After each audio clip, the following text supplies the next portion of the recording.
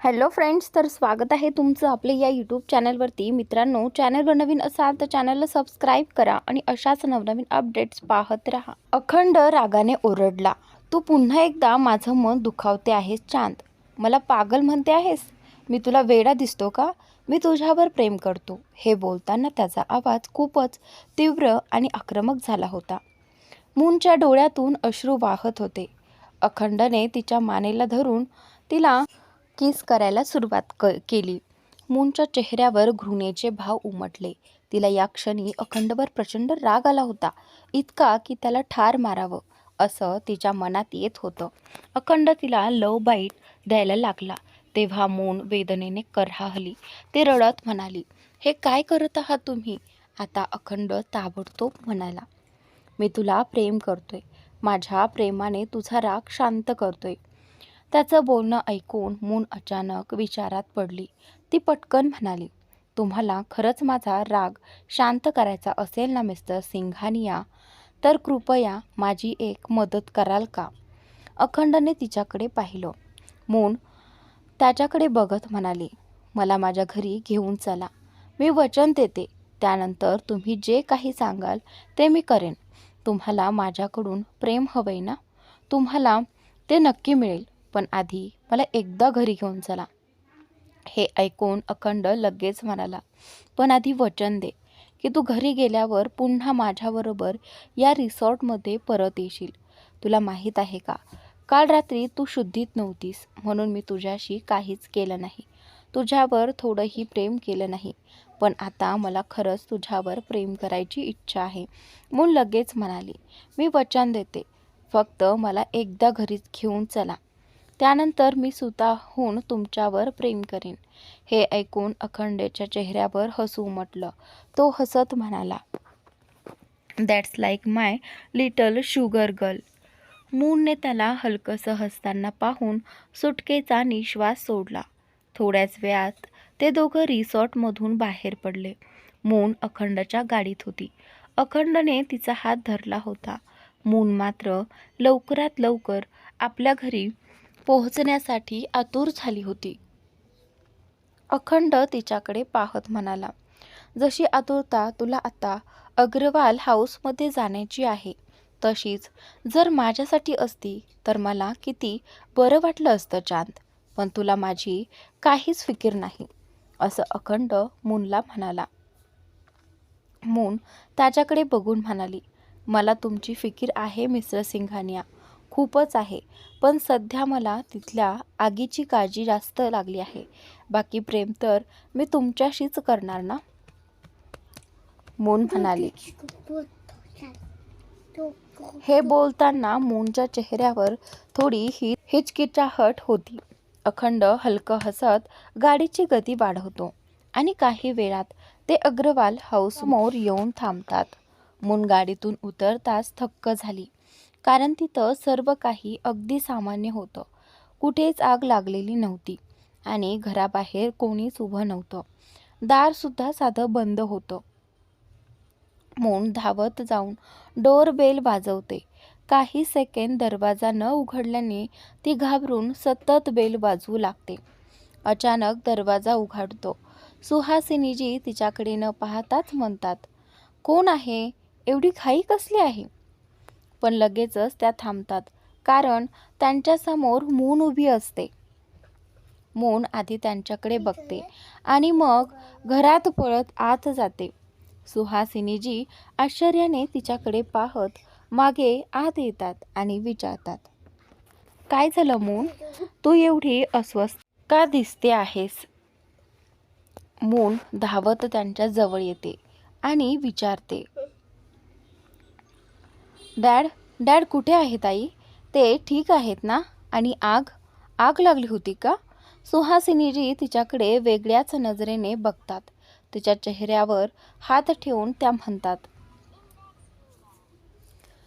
हे तू काय बोलते आहेस मून? आग? कुठे लागली आग? आणि तुझे डॅड तर अगदी ठीक आहेत. ते बिझनेस ट्रिपवर गेले आहेत. तुला काय झालंय? तू हे विचित्र प्रश्न का विचारते आहेस? आणि एवढी का घाबरली आहेस? तब्येत तर ठीक आहे ना तुझी? काल रात्रभर अभ्यास करत बसलीस का? सुहासिनीजी विचारतात. मून उत्तर द्यायच्या आधीच अखंड आत येतो आणि म्हणतो, आपण बरोबर म्हणताय मिसेस अग्रवाल. तुमची मुलगी काल रात्रभर झोपली नाही. ग्रुप स्टडी करत होती. आज तिचा परीक्षेचा दिवस आहे म्हणून ती थोडी पॅनिक झाली आहे. पण बघा, परीक्षेची वेळ झाली आहे आणि ही अजून इथेच उभी आहे. अखंडच्या बोलण्याने सुहासिनीजी त्याच्याकडे आश्चर्याने बघतात. तर मूनच्या चेहऱ्यावरची रंगत पूर्णपणे उडून गेलेली असते. अग्रवाल हाऊस. मून आणि सुहासिनीजी आश्चर्याने अखंडकडे पाहत होत्या. मूनचे तर सगळेच होश उडाले होते. अखंडनं तिला फारच घाबरवून टाकलं होतं. आणि छायेने जेव्हापासून तिला फोन करून सांगितलं होतं की तिच्या घराला आग लागली आहे, तेव्हापासून मूनचा जीव अगदी हैराण झाला होता. पण आता जेव्हा ती घरी परतली आणि काहीच घडलं नव्हतं, तेव्हा तिला थोडा दिलासा मिळाला. मात्र त्याहून जास्त तिचा त्रास आणि राग वाढला होता. आणि तो राग सर्वाधिक अखंडवर होता. अखंड सुहासिनीजींकडे पाहत म्हणाला, आपण मला इथे पाहून नक्कीच चकित झालात ना? पण मी सांगतो कसं आलो. आपल्या लाडक्या मुलीला कुणीतरी फोन करून सांगितलं की अग्रवाल हाऊसला आग लागली आहे आणि तुम्हाला ठाऊकच आहे की हिला तुम्ही आणि तिचे डॅड किती प्रिय आहात. ती आपल्या मैत्रिणीच्या घरी बसलेली असताना न गाडी घेतली न पुस्तकं, थेट रस्त्यावरून पायी निघाली. तिची अवस्था पाहवत नव्हती. मी जेव्हा तिला पाहिलं तेव्हा मीच थक्क झालो आणि मी तिला इथे आणलं. गाडीतसुद्धा तिची तब्येत अत्यंत वाईट होती. माहीत नाही तो कोण निर्लज्ज होता ज्याने आपल्या मुलीशी असा घाणेरडा विनोद केला. हे ऐकून सुहासिनीजी एकदम स्तब्ध झाल्या. त्यांनी मूनकडे पाहिलं, जी खरंच बेजार आणि थकलेली दिसत होती. जर दुसरीकडे मूनने मात्र रागाने मुठी घट्ट आवळल्या होत्या. आणि त्याचनंतर इकडे मूनचा राग अखंडवर आणखीनच वाढत होता. अखंड हलक्या हसण्यात म्हणाला, आता तुम्हीच समजवा आपल्या मुलीला, जी इतकी त्रस्त झाली की तिने स्वतःची परीक्षाही विसरली. पण त्यात तिची चूक नाही. तुम्ही तिचे आई बाबा आहात. जितकं प्रेम तुम्ही हिला करता तितकंच प्रेम तीही तुम्हाला करते. त्यामुळे तुमच्याबद्दल अशा अफवा ऐकल्या तर ती स्वतःला कशी रोखून धरली असते. त्याचे बोलणे ऐकून सुहासिनीजी लगेच मून जवळ गेल्या. तिचा चेहरा हातात धरत म्हणाल्या, पागल झाली आहेस का मून? जर असं काही ऐकलं होतंस तर मला फोन करायला नको होतं, विचारायला नको होतं. आपल्या घरी काहीच झालेलं नाही आहे आणि तुझे डॅडसुद्धा एकदम ठणठणीत आहेत. 5 मिनिटांपूर्वीच माझी त्यांच्याशी बोलणी झाली. ते ठीक आहेत आणि तुला आठवत होतं म्हणाले की उद्या सकाळी ते परत येतील. त्यांनी तुझ्या परीक्षेबद्दलही विचारलं होतं. मी सांगितलं की कदाचित तू मैत्रिणीच्या घरून थेट परीक्षा द्यायला जाशील. पण मला काय माहीत होतं की कोणी इतकं भयानक विनोद करेल. मन तर होतं त्या निर्लज्जाला एक जोरदार थप्पड मारावी, ज्याने माझ्या नाजूक मुलीला इतकं त्रस्त केलं. सुहासिनीजी बोलत असताना मूनची नजर अखंडवर खिळली होती आणि तिचं मन होतं की त्या क्षणी अखंडाच्या चेहऱ्यावर तीच एक चपराक द्यावी. तेवढ्यात अखंड जवळ आला आणि म्हणाला, अखंड तिथेच बोलतो त्या सगळ्यांना म्हणजेच मूनला आणि सुहासिनीजीला, असं करू नका मिसेस अग्रवाल. कदाचित तो माणूस तुमचाच जीव घेईल. सुहासिनीजी थक्क होऊन त्याच्याकडे पाहू लागल्या. मूनचं श्वास रोखलं गेलं. अखंड हसत म्हणाला, माझा अर्थ असा की जो माणूस चांदशी मूनशी इतकी नीच वागणूक करू शकतो, त्याला काय वाटेल जर उद्या त्याने तुमच्याबद्दल तसाच घाणेरडा मजाक केला तर? आणि मूनने ऐकलं की तुम्ही या जगात नाही तर तिच्या मनावर काय बितेल. इतकं बोलून तो थांबला आणि पटकन म्हणाला, मी अशा गोष्टी माझ्या तोंडून कधीही बोलू शकत नाही. मूनच्या डोळ्यात पाणी दाटलं. ती लगेच सुहासिनीजींच्या कुशीत शिरली. सुहासिनीजी हसत म्हणाल्या, अगं काही झालं नाही मला. अखंडजी फक्त विनोद करत होते. या गोष्टी मनावर घेऊ नकोस. मला कोणी काही करणार नाही. मी तुझ्या डॅडला सगळं सांगते. ते शोधतील नक्कीच की कोण तुला इतकं छळतंय. मून लगेच म्हणाली, तुम्ही काळजी करू नका मॉम. नक्की कोणीतरी वेडा असेल. आपल्याला वेड्यांसोबत वेळ वाया घालवायची गरज नाही. तुम्ही माझ्यासाठी पटकन 1 कप चहा करा. मी शॉवर घेऊन येते. मग मला परीक्षा द्यायला जायचं आहे. आणि मिस्टर सिंघानिया, तुम्हालाही ऑफिसला उशीर होतोय ना? मला वाटतंय तुम्ही निघायला हवं. अशी मून त्याला बोलते. सुहासिनीजी लगेच म्हणाल्या, हे काय बोलतेस मून? कुणाशी असं बोलतात का? मग त्यांनी अखंडकडे पाहत नम्रतेने म्हटलं, कृपया बुरा मानू नका. अखंडजी, ही अजून मुलगी आहे आणि सध्या त्रस्त आहे म्हणून असं बोलली. तुम्ही बसा. मी लगेच तुमच्यासाठी चहा नाश्ता आणते. त्याआधीच अखंड हसून म्हणाला, आपण मला ओळखत नाही मिसेस अग्रवाल. माझा अर्थ तुम्हाला माहिती आहे ना की मी कधीच चांदच्या बोलण्याचा राग धरू शकत नाही. तुम्ही तिच्याकडे लक्ष द्या. तिला चहा नाश्ता द्या. तसेही मला ऑफिसला उशीर होतोय. हे बोलताना त्याचा आवाज थंड झाला होता.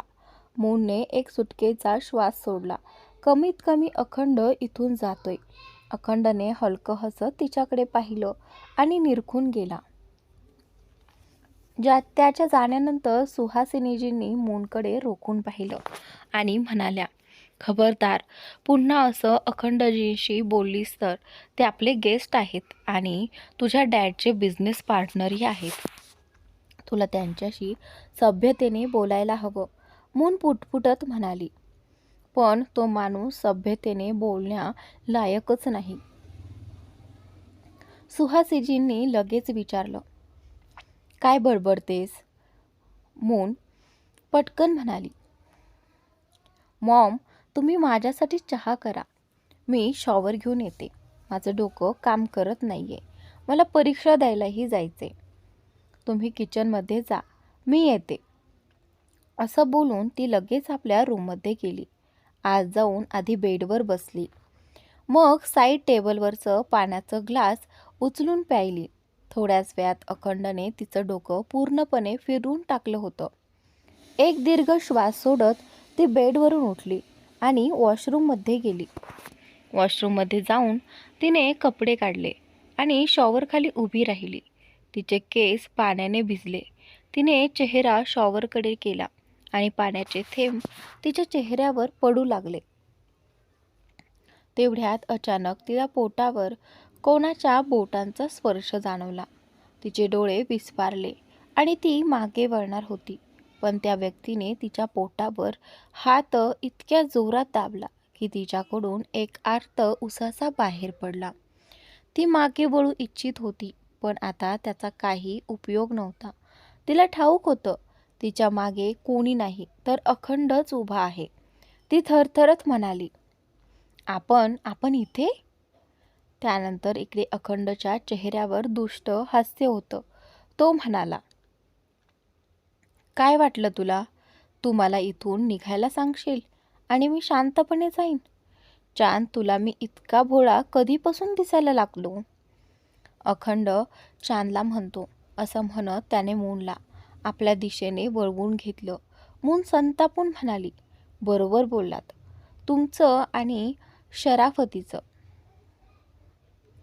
अग्रवाल हाऊसमध्ये पुन्हा का? दूरपर्यंत माझं तुमच्याशी काही नातं नाही.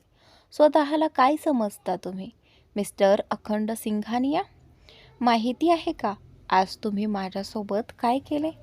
आपल्या घराला आग लावल्याची बातमी ऐकली तर एका माणसाला किती मोठा धक्का बसतो, किती भीती वाटते, किती त्रास होतो याचा कधी विचार केला आहे का? कधी कोणावर इतकं प्रेम केलं आहे का की त्याच्या दूर जाण्याच्या विचाराने सुद्धा तुमचं हृदय हादरेल? तुम्हाला काय माहिती प्रेम म्हणजे काय? तुम्हाला काय माहिती कुटुंब म्हणजे काय? नातीगोती म्हणजे काय हे तुम्हाला कळलंच नाही. मून त्याला खूप काही बोलते. मून अजून बोलत होती. तोच अचानक अखंडने तिच्या डोक्याच्या मागे हात ठेवला आणि तिचे केस घट्ट पकडले. वेदनेने मूनच्या तोंडून आह बाहेर पडली. अखंडने तिचा चेहरा वर उचलला आणि कठोर आवाजात म्हणाला, बरोबर बोललीस. मला काय माहिती प्रेम म्हणजे काय. मी कुणावर प्रेमच करत नाही. मी फक्त माझ्या चांदवर प्रेम करतो. पण समस्या अशी आहे की माझं प्रेम म्हणजे प्रेम नाही. माझं प्रेम म्हणजे माझी सनक आहे आणि मला प्रेमाची काही गरज नाही. मूनच्या डोळ्यात राग आणि अश्रू दाटून आले. अखंड संतापाने तिच्याकडे पाहत होता. रडत रडत मून म्हणाली, काळजी करू नका मिस्टर सिंघानिया. तुम्ही जसे माणूस आहात तसं खरं प्रेम तुम्हाला कधी मिळणारच नाही. अखंडने तिला जोराने ढकललं. मून मागे भिंतीवर आपटली आणि त्यानंतर क्षणातच अखंड तिच्या जवळ झुकला आणि तिच्या ओठांजवळ आपले ओठ आणत म्हणाला, मला प्रेमाची गरज नाही. माझ्या वेडेपणातच मला समाधान मिळतं. असं म्हणत त्याने तिच्या ओठांवर ओठ टेकवले आणि तिला उत्कटपणे किस करू लागला. मूनचे डोळे मोठे झाले. तिने त्याला दूर ढकलायचा प्रयत्न केला पण ती शकली नाही. ती फक्त त्याचे ओठ आपल्या ओठांवर वेडसरपणे फिरताना अनुभवत राहिली. अखंडने तिच्या पाठीवर हात फिरवला आणि मूनच्या अंगावर शहारे उठले. ती पूर्णपणे अखंड समोर उभी होती. तिच्या अंगावर एकही वस्त्र नव्हतं. हे तिच्या अंगावर काटा आणत होतं पण अखंडला त्याचं काहीच वाटत नव्हतं. त्याचे हात तिच्या पाठीवरून सरकत पुढे यायला लागले. मूनला अत्यंत अस्वस्थ वाटू लागलं. तिने त्याच्या छातीवर हात ठेवून त्याला दूर करण्याचा प्रयत्न केला. काही क्षणांनी अखंडने तिच्या ओठांना सोडलं. मून हळू आवाजात म्हणाली, मला परीक्षेला जायचं आहे. अखंड हसून म्हणाला, कोण थांबवते तुला. चिंता करू नकोस. तुला तुझ्या कॉलेजात मी स्वतः घेऊन जाईन आणि परीक्षा देऊ देईन. हे ऐकून मूनचे डोळे विस्फारले. अखंड तिथून जायला लागला. मून घाईघाईने म्हणाली, तुमचे कपडे पूर्ण भिजले आहेत. अखंड मागे वळून म्हणाला, काळजी करू नकोस. तुझ्या कॉलेजला भिजलेल्या कपड्यात जाणार नाही. मून झटपट म्हणाली, म्हणजे जर आईने तुम्हाला पाहिलं तर. अखंड तिचं वाक्य पूर्ण होण्याआधीच म्हणाला, त्यांना माहितीच नाही की मी अजून इथे आहे. अग्रवाल हाऊसमध्ये आहे. मून रागाने म्हणाली, तुम्ही मागच्या जन्मी चोर होतात का. अखंड हसत म्हणाला, माहिती नाही पण या जन्मी मी चोर सुद्धा आहे आणि खून करणारा देखील होऊ शकतो. हे ऐकून मून गप्प झाली. तिने पटकन टॉवेल उचलून अंग झाकलं. अखंड तिच्या जवळ आला आणि टॉवेलवर हात ठेवला. मून घाईघाईने म्हणाली, मी फक्त कपडे घालणार होते म्हणूनच. ती वाक्य पूर्ण करायच्या आधीच अखंडने दुसऱ्या हाताची बोटं तिच्या ओठांवर ठेवली आणि म्हणाला, तुला वाटलं का मी काही वेडा आहे ज्याला तू बोलून गुंतवशील आणि मन वळवशील. नाही चांद, मी वेडा नाही. अखंड सिंघानियाच्या समोर तर मोठमोठे लोक आपले भान हरवतात पण अखंड सिंघानिया कसा काय भान हरवेल. मला लोकांना वेड करणं आवडतं पण जर कुणी मला वेड करण्याचा प्रयत्न केला तर मला खूप राग येतो. ही तुझी शेवटची चूक होती चांद, जी मी माफ केली. यानंतर चूक झाली तर माफी नाही, शिक्षा मिळेल आणि पुढे कधी माझ्यासमोर स्वतःला असं झाकण्याचा प्रयत्न करू नकोस. असं म्हणून त्याने टॉवेल निर्दयपणे फाडून टाकला. तो जमिनीवर पडला. मून खोल श्वास घेत त्याच्याकडे पाहत राहिली. अखंड हलकेच तिच्या ओठांना चुंबन देऊन तिथून बाहेर गेला. हॉलमध्ये येऊन त्याने इकडे तिकडे नजर फिरवली आणि म्हणाला, मी कुणाच्या बापालाही घाबरत नाही चांद. उलट तुलाच घाबरायला पाहिजे. कधी खरंच तुझ्यासाठी या घराला आग लावावी लागली तर. हे बोलताना त्याच्या चेहऱ्यावर एक भयंकर शैतानी भाव होते. मून घाईघाईने घराबाहेर आली आणि आपली गाडी काढून कॉलेजसाठी निघाली. ती आधीच खूप उशिरा आली होती आणि आणखी उशीर करायचा नव्हता. तिचा अजिबात हेतू नव्हता. सुहासिनीजींनी तिला दही साखर खाऊ घालून पाठवले होते. गाडी चालवत असताना मून रागाने पुटपुटली. फक्त तो वेडसर माणूस पुन्हा माझ्या नजरेस पडू नये तर माझं परीक्षा पेपर नक्की चांगलं होईल. पण जर तो दिसला तर सगळंच बिघडणार. इतक्यात अचानक तिला गाडीला जोरात ब्रेक लावावा लागला. एखाद्या उर्मटाने तिच्या गाडीसमोर येऊन आपली गाडी आडवी थांबवली होती. मून चिडून त्या गाडीच्या दिशेने पाहत होती. पण जेव्हा आतून अखंड बाहेर आला तेव्हा तिच्या चेहऱ्यावर नाराजीचे भाव उमटले. ती संतापून म्हणाली, हा माणूस मला कधीच शांत जगू देणार नाही. असं कोणी मध्येच रस्ता अडवून उभं राहतं का? माझी आणि याची गाडी धडकली असती तर.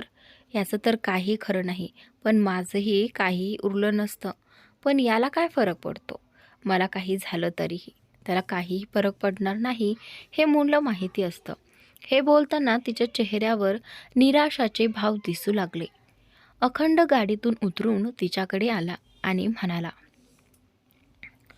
काय ग चांद, माझ्याशिवायच परीक्षा द्यायला निघालीस? मून त्रासून म्हणाली, कृपया मिस्टर सिंघानिया, मला परीक्षा द्यायला जाऊ द्या. मी वेळेत पोहोचले नाही तर प्राध्यापकांचा राग मला ऐकावा लागेल आणि माझा आजचा दिवस खराब होऊ द्यायचा नाही. आजची परीक्षा माझ्यासाठी फार महत्त्वाची आहे. अखंड हसत म्हणाला, तुला असं कसं वाटलं चांद की माझ्या असताना तुला कुणी रागवेल? त्याच्या या बोलण्यावर मून आणखीच चिडली. ती व्यंगाने म्हणाली, तो हो बरोबर आहे. तुमच्या असताना मला कुणी रागवणारच नाही. उलट सर्व लोक माझ्यावर फुलांचा वर्षाव करतील आणि मी त्या फुलांच्या पावसात भिजत परीक्षा द्यायला जाईन.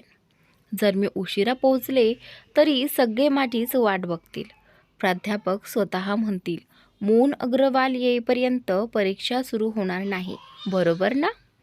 तिचं बोलणं ऐकून अखंड फक्त स्मित हास्य करत तिच्या गाडीतून किल्ली काढून घेतो आणि न पाहताच म्हणतो, जर खरंच परीक्षा द्यायची असेल तर शांतपणे माझ्या गाडीत बस. मी तुला घेऊन चाललोय. अखंड पुन्हा मूनला त्रास देईल असं तिला वाटू लागतं. हे बोलून तो आपल्या गाडीच्या दिशेने चालत निघून गेला. मून फक्त त्याच्याकडे बघत राहिली. तिची गाडी रस्त्याच्या मधोमध उभी होती. ती तशीच सोडून कशी जाऊ शकते? तिच्या डोळ्यासमोरच ट्रॅफिक जाम व्हायला सुरुवात झाली होती. तिने अखंडकडे पाहिलं. तो आधीच गाडीत बसला होता. ती लगेच स्वतःच्या गाडीतून उतरून त्याच्या गाडीकडे गेली. खिडकीवर ठकठक करून तिने दार उघडण्यास सांगितलं, पण अखंडने ना खिडकी उघडली ना दार. मूनने रागाने मुठी आवळल्या आणि लगेच दुसऱ्या बाजूने जाऊन गाडीचं दार उघडलं. ती ओरडली, हे काय उर्मटपण आहे? मिस्टर सिंघानिया, मला माझ्या गाडीची किल्ली द्या. निदान ती बाजूला तरी लावू देत. मी आधीच उशिरा आले आहे आणि तुम्ही मला अजून जास्त अडवत आहात. अखंड शांतपणे म्हणाला, गाडीत बसतेस की नाही? त्याच्या बोलण्यावर मूनला खूप राग आला. पण तिला समजलं होतं की आता तिच्याकडे दुसरा पर्याय नाही. ती शांतपणे गाडीत बसली आणि हात पुढे करून किल्ली मागितली. अखंडने खिडकी खाली केली आणि हात बाहेर केला. मूनला वाटलं तो किल्ली रस्त्यावर फेकणार आहे, पण तेवढ्यात खाली उभा असलेला एका माणसाच्या हातात त्याने किल्ली दिली आणि म्हणाला, ही गाडी फार्म हाऊसवर पोहोचव. माझ्या चांदची परीक्षा झाल्यावर आम्ही दोघं फार्म हाऊसला जाणार आहोत. हे ऐकून मूनच्या घशात कोरडेपणा आला. फार्म हाऊसला जाणं म्हणजे अखंड तिच्या अजून जवळ येणार ह्या विचारानेच तिची अवस्था बिकट झाली. तिने कसाबसा स्वतःला सावरलं आणि समोर पाहू लागली. इतक्यात तिच्या घड्याळाचा अलार्म वाजला.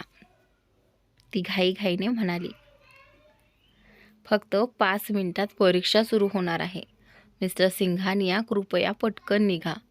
अखंड हसला आणि म्हणाला, पण आधी तुला ऑल द बेस्ट तरी म्हणू दे. हे म्हणत तो मोबाईलवर काहीतरी टाईप करू लागला. मून संतापून म्हणाली, मी तुमच्या समोर बसले आहे आणि तुम्ही मोबाईलवर कुणाला ऑल द बेस्ट म्हणत आहात? जे म्हणायचं आहे मला थेट सांगा आणि गाडी सुरू करा प्लीज. मिस्टर सिंघानिया प्लीज, मी तुमच्या पायावर हात जोडते. माझ्यासाठी ही खूप महत्त्वाची परीक्षा आहे, प्लीज. हे म्हणत तिने खरंच हात जोडले. अखंड तिच्याकडे बघत गडद आवाजात म्हणाला, जर हात जोडण्याऐवजी तू मला किस केलं असतंस ना, तर आत्तापर्यंत आपण कॉलेजमध्ये पोहोचलो असतो. हे ऐकून मूनचे डोळे मोठे झाले. तिला त्याचा इशारा नेमका कशाकडे आहे ते स्पष्ट कळलं. ती घाईने म्हणाली, इथे ट्रॅफिक जाम आहे मिस्टर सिंघानिया, कृपया इथे नको कुणी पाहिलं तर. अखंडने गाडीची किल्ली बाहेर काढली आणि खोडकर नजरेने तिच्याकडे पाहू लागला. मूनला त्याचा गळा दाबून टाकावा असं वाटलं. ती खोल श्वास घेत त्याच्याकडे झुकली. त्याच्या गडद ओठांकडे बघू लागली. तिला खूप विचित्र वाटत होतं, पण आपल्या परीक्षेसाठी तिला अखंडला किस करावं लागणार होतं. तिने डोळे मिटले आणि अखंडच्या जवळ सरकली. अखंडने चांदच्या ओठांवर हलकेच ओठ ठेवून तिला किस केलं. मग अगदी निरर्थक भावाने म्हणाला, ओ गॉड चांद, तू अगदी लहान मुलांसारखे किस करतेस. पण काळजी करू नकोस, तुझे परीक्षांचे काम काही उपयोगाचे नाही. मात्र किस करायला शिकवणं हे माझं पहिलं काम असेल. एक्झाम संपले की सर्वात आधी तुला किस करायलाच शिकवणार आहे. हे नक्कीच तुला आयुष्यात खूप उपयोगी पडणार आहे. अखंड चांदला म्हणतो. हे म्हणत त्याने गाडी सुरू केली आणि कॉलेजच्या दिशेने निघाला. मूनला असं वाटत होतं जणू ती एखाद्या रॉकेटमध्ये बसली आहे. गाडी फार वेगाने जात होती, पण तिने अखंडला गाडी थांबवायला सांगितलं नाही. तिला लवकरात लवकर कॉलेजला पोहोचायचं होतं. साधारणपणे 20 मिनिटाचा रस्ता असतानाही ते फक्त 5 मिनिटात कॉलेजच्या गेटवर पोहोचले. मूनने पटकन दरवाजा उघडायचा प्रयत्न केला, पण दरवाजा उघडला नाही. तिने मागे वळून पाहिलं तर अखंड त्याच्या सीटवरून गायब होता. तिने समोर पाहिलं तर अखंड तिच्या बाजूला येऊन उभा होता आणि स्वतः दरवाजा उघडत होता. मून फक्त त्याच्याकडे पाहत राहिली. ती बाहेर पडली आणि त्याच्याकडे पाहत म्हणाली, आता तुम्ही परत जाऊ शकता. मी माझा एक्झाम स्वतः देऊ शकते. आणि इतक्यात तिच्यावर अचानक फुलांच्या पाकळ्या उधळल्या जाऊ लागल्या. सगळीकडे उभे असलेले लोक मूनकडे पाहून थक्क झाले. तिच्यासोबत अखंड सिंघानिया असल्याने तर सर्वांच्या डोळ्यात धक्का बसल्यासारखं झालं. त्यात त्याचा इतका रोमॅन्टिक अंदाज पाहून मुली आह भरत होत्या, तर मुलं मात्र स्वतःच्या नशिबाला दोष देत होते. कारण कितीही इच्छा केली तरी ते अखंड सिंघानिया होऊ शकत नव्हते. मूनला एका बाजूला विचित्र वाटत होतं, तर दुसऱ्या बाजूला ती घाबरली होती. सगळ्यांच्या नजरा तिच्यावर खिळल्याने ती फारच अस्वस्थ झाली. अखंड तिला घेऊन आत आला आणि तिच्या वर्गाच्या दाराशी थांबला. तेवढ्यात तिला समोरून प्रोफेसरचा आवाज आला, जोपर्यंत चांद अग्रवाल येत नाही तोपर्यंत परीक्षा सुरू होणार नाही. हे ऐकून मून चकित झाली. तिने अखंडकडे पाहत विचारलं, हे कसं शक्य आहे? अखंड हलकं हसत गडद आवाजात म्हणाला, आपल्या चांदसाठी अखंड सिंघानिया चंद्राला पृथ्वीवर आणू शकतो, तर हे काय अवघड आहे? त्याच्या शब्दांनी मून अजून गोंधळली. ती म्हणाली, माझ्यासाठी चंद्र पृथ्वीवर आणायची गरज नाही. आणि तुम्ही आणलाच तरी मला काही फरक पडणार नाही. माझ्या मनात तुमच्यासाठी भावना तरीही निर्माण होणार नाहीत. चांद म्हणाली. अखंड पुन्हा स्मितहास्य करत म्हणाला, तुला कोणी सांगितलं की मला तुझ्या भावना हव्या आहेत? मला त्यांची अजिबात गरज नाही. माझ्या स्वतःच्या भावना पुरेशा आहेत तुला माझं बनवण्यासाठी. जा आता तुझा एक्झाम दे. मला नकोय की माझी बायको फेल व्हावी. मून हसत म्हणाली, इट्स इम्पॉसिबल. मी आणि फेल असं कधीच होणार नाही. अखंड हसत म्हणाला, माझ्यासमोर बोलताना जरा विचार करून बोल. चांद, तुझ्या तोंडून जे शब्द निघतील ते पूर्ण करणार नाही असं होऊच शकत नाही. हे ऐकून मून दचकली. ती घाईघाईने म्हणाली, प्लीज प्लीज असं करू नका. हे एक्झाम माझ्यासाठी खूप महत्त्वाचे आहेत, माझ्या आयुष्यापेक्षा जास्त. जर मी फेल झाले तर. इतक्यात अखंड तिथून निघून गेला. प्रोफेसर तिच्याकडे पाहत म्हणाले, प्लीज मून आत ये आणि जागेवर बस, एक्झाम सुरू होणार आहेत. मूनला खूप विचित्र वाटलं. प्रोफेसर इतक्या प्रेमळ सुरात बोलत असल्यामुळे तिला स्वतःला एखादी VIP असल्यासारखं जाणवलं. बाकीचे विद्यार्थीही तिच्याकडे वेगळ्या नजरेने पाहत होते. ती लगेच आपल्या जागी बसली. तिच्या मागे तिची मैत्रीण निकी बसली होती. तिने तिचे खांदे धरून हलवत विचारलं, तू अखंड सिंघानियासोबत कॉलेजमध्ये आलीस? हो गॉड, खरंच तू त्याला ओळखतेस?